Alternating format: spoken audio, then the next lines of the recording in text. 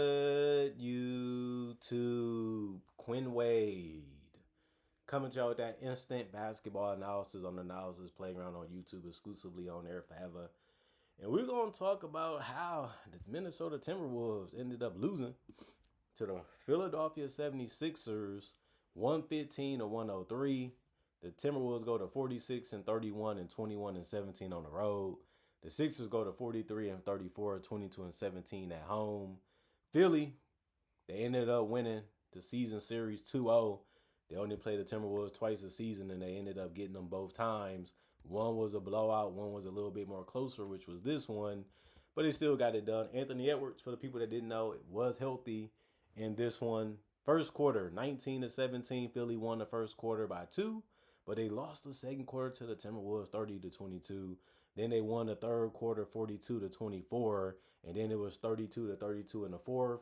But since Sixers won that third quarter by that much, it ended up helping them get an easier fourth quarter to where they just had to do little by little to win the game, and it ended up working out. Julius Randle, 37 minutes, 21 points. That was tied for the most on the game in the game with Bones Highland. 9 of 15 from the field for him. 1 of 2 from 3, 2 of 6 from the free throw line. 7 rebounds, 3 assists, 4 turnovers, 2 steals. 3 offensive rebounds, 4 personal fouls, and a minus 12.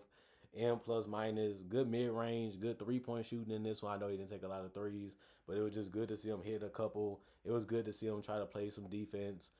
It seemed like he was been a little bit more motivated in this game, how he played throughout it. Sad part about it is they still ended up losing anyway, but it was a good game from Randall. Rudy Gobert, 29 minutes, 5 points. He went 2 of 8 from the field. He missed his only 3. He went 1 of 1 from the free throw line. He had 16 boards, and that's part of his job. But defensively, he made some mistakes here and there.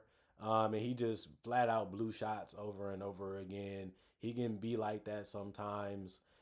He did have 7 offensive rebounds. That was really strong from his rebounding performance. And he did have 2 personal fouls and was a minus 1 and plus minus. Dante DiVincenzo played 29 minutes. He gave you 11, but he went 3 of 11 from the field and 3 of 9 from 3. The jump shot really wasn't working for him in this one as well as he might liked, and well as they needed it to be able to win or stay in this game to have a chance to win it. But he also went 2 of 3 from the free throw line. He had 1 assist, no turnovers, 2 personal fouls, and he was a minus 18 M plus minus. Ayo Dosunmu played 36 minutes. That was actually the most on the team. They really liking him. They really feeling him on this roster, especially since he's been a starter the couple weeks that Edwards was out. But he did play a good game. He had 19 points. He gave you a steal. He gave you a block. He gave you 3 assists. He had 5 rebounds. He went 3 of 3 from the free throw line, 4 of 6 from 3. And then he did go 6 of 16 from the field. Some of the other shots you would like if he was able to make those too.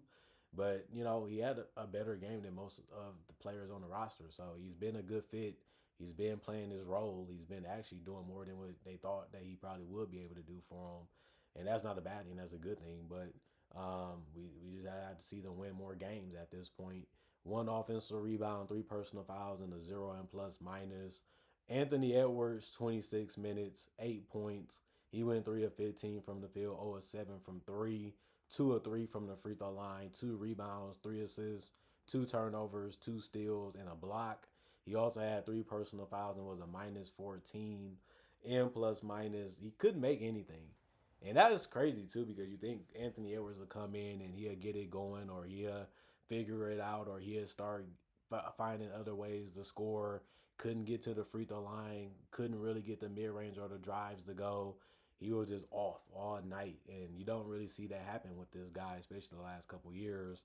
But it happened tonight. And then Kyle Anderson, 14 minutes. He continued to have solid games. He had 6 points. He went 3 of 6 from the field. He did miss his only 3. He had 1 rebound. He had 5 assists. The 5 assists ended up being the most off the bench and also the most in the game for the Timberwolves, and that's a low amount, but it's just how the game ended up going for him. He had no turnovers, 1 offensive rebound, 4 personal fouls, and a 0 and plus minus. Naz Reid got a nice block on Joel Embiid. He thought it was an open shot. He said, if you're going to take that long to close out, I'm going to shoot it over you. And Naz Reid said, stop playing with me. And it was a good block, and it was fun to see. And then Naz Reid also blew a lot of shots by the rim.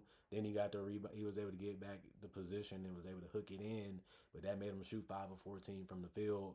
And then on top of that, he shot 1 of 6 from three. They needed a couple of more of those to go in, but it didn't happen. He also made his free throw. He had 7 boards. That was the most off the bench. He also had 1 assist and 3 turnovers. The 3 turnovers was the most off the bench. He had a steal and 2 blocks. 2 blocks was game high for the Timberwolves. And he also had 1 offensive rebound, 3 personal fouls, and was a -8 in plus minus. Terrence Shannon Jr., 9 minutes. He ended up missing all of his threes. The problem was that was all his shots, so he went scoreless. Then he had 1 assist, no turnovers, no personal fouling, was a -5 and plus minus. Bones Highland played 30 minutes, which was the most off the bench. He had 21 points. He had shot 7 of 14 from the field and 5 of 9 from three and 2 of 3 from the free throw line. So he was able to score efficient basically everywhere on the court. And you need more games like this from him because he's a big part of what the bench needs. You know, they need a playmaker, they need a floor spacer, they need a shot maker, and it's good that he can do those things at the guard position. So it's good to see him have a really, really efficient night. He did have 5 boards, also 3 assists with a turnover and 2 steals. He also had no personal fouls and was a -2 and plus minus. And then you look at the Philadelphia 76ers, Paul George, 38 minutes. He had 23 points. It ended up being a game where he scored the most points on the team. And then he went 6 of 15 from the field, 3 of 7 from three. He ate a lot at the free throw line and went 8 of 10 there. I mean, he's getting tougher and tougher for guys to stop from scoring. And he has that jump shot. He has that in and out dribble. He has strength. He has good size, and it can be a problem standing in front of him or keeping him from getting in front of you. But he did have 6 rebounds, 6 assists, 6 turnovers, 4 steals, and a block. His steals is starting to pick back up. His defense is picking back up. His playmaking has been there, but he still seemed like he don't really know where his teammates wants to be at. And knowing when to score and knowing when to give up the ball is a skill set that you have to have if you're going to be a guy that's going to drive the offense or run the offense through. He gets it. He understands that, but he still looks a little rusty when it comes to decision making. He did have 1 offensive rebound, 2 personal fouls, and was a 0 and plus minus. Dominic Barlow, 26 minutes, 7 points, 3 of 5 from the field. He missed his only three. He went 1 of 2 from the free throw line. He had 10 rebounds. That was the most that he had in a while, but it's good that he ended up getting it. He also had 1 assist, no turnover, 3 blocks. And then he had 3 offensive rebounds, 2 personal fouls, and was a +9 and plus minus. Joel Embiid, 34 minutes, 19 points.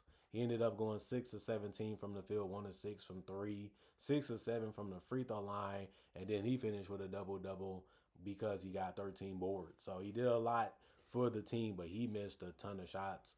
And this one, and some shots, it seemed like he was just taking his time because he felt like it was too easy out there, and it didn't work out for him anyway. And that's not a good thing.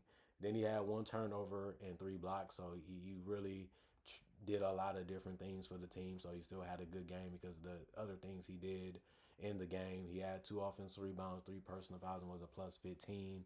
And plus minus, Tyrese Maxey, 35 minutes, 21 points. He went 7 of 13 from the field, 1 of 3 from the 3-point line, 6 of 6 from the free throw line. You just need his speed. You just need his quick decision making and his ability to score at will. And he brought that in this one. He also had 6 boards and 8 assists. So the defense was really giving him a lot and really showing him a lot. And he was able to take advantage of that throughout this game. He also had 3 turnovers and 2 blocks. He had 1 personal foul and was a +14 and plus minus. VJ Edgecombe, 37 minutes, 8 points. He went 4 of 9 from the field, 0 of 2 from three. He had 2 rebounds, 3 assists, 3 turnovers, 2 steals, 3 personal fouls, and was a +1 and plus minus. I mean, he's a good scorer. He's a good player. You probably just want him to have a bigger night. And not to say he had a bad one. He just probably needed to do more, if anything. And then Andre Drummond, 4 points, 9 minutes. He missed nothing. He went 101 from the field and 2 of 2 from the free throw line. He had 6 boards. That ended up being the most off the bench. He had 1 turnover. He had 1 steal. He had 1 block. He had 2 offensive rebounds, 1 personal foul, and was a +11 and plus minus. Bona played 6 minutes. He had 2 points. He went 1 of 2 from the field. He had 1 rebound, 1 turnover. His rebound was offensive. He also had a personal foul and was a -5 and plus minus. Kelly Oubre Jr. played 30 minutes. He had 21 points. It ended up being a good bench game from him. You prefer him to start, but he still was able to give you quality minutes either way. And he went 8 of 12 from the field, hit big shots even in the fourth quarter. Went for a 6 from 3. If he's shooting his threes, getting to the basket, and playing defense, that's all you really want him to do. And he did that at a high level in this game. He went 1 and 2, 1 on 1 from the free throw line. He had 5 rebounds and an assist. He had no turnovers in a personal foul and was a +6 and plus minus. Quentin Grimes, 25 minutes. He had 10 points. He went 5 of 8 from the field. He ended up missing his only 3. He also had 4 rebounds, 1 assist, no turnovers, 2 personal fouls, and was a +9 and plus minus. The man can score the basketball. He knows how to get to the basket. He knows how to get open. He knows what he's doing, and that's all you really need to know what he does. And then you look at the Sixers. They shot 50% from the field, while the Timberwolves shot 38. 35% from 3 for the Sixers, 33 for the Timberwolves. And then 86% from the free throw line. They took 28 free throws. While the Timberwolves took 8 less, they finished with 20. They only shot 65% anyway. And then 53 rebounds for the Sixers, 43 for the Timberwolves, 27 assists for the Sixers, 21 for the Timberwolves, 15 turnovers for the Sixers, 12 for the Timberwolves, 7 steals for the Sixers, 8 for the Timberwolves, 12 blocks for the Sixers, 4 for the Timberwolves, 9 offensive rebounds for the Sixers, 13 for the Timberwolves, 44 defensive rebounds for the Sixers, 30 for the Timberwolves, 16 personal fouls for the Sixers, 21 for the Timberwolves. And man, the Timberwolves couldn't make a shot in this game. And sometimes it just got blocked anyway. And on top of that, the Sixers was doing what they wanted on the offensive end, and they had little resistance. So they just took advantage of it as much as they could, to the point where it seemed like the Sixers were just out there playing and toying around because they just felt like they was better and they just felt like they was going to win. Of course, Minnesota tried to make it a little interesting towards the end. Didn't really end up going their way anyway. And this one was just a good Philly win. And they should be happy that they got this one. And they should be happy that they starting to get together, starting to form real well together as the playoffs is getting close. And that's what people say now. Watch out for Philly. Watch out for Philly. If they get healthy and those guys are on the court and they're playing good before the playoffs start, we'll see if that's true. We'll see if they can actually win a series. We'll see if they can actually get to the conference finals with Joel Embiid as their franchise guy. We've been waiting for it. We've been trying to see it, but it has never really happened. No matter if he played with other All-Stars or other players, and he still has Tyrese Maxey, who's a current All-Star, on his roster. So he has had help. He has had great teams. He has had decent coaching, and he still hasn't been able to get that far. So we'll see if this season is going to be different when it comes to the playoffs, and we'll see what happens, with the Sixers. But other than that, bad loss for the Timberwolves.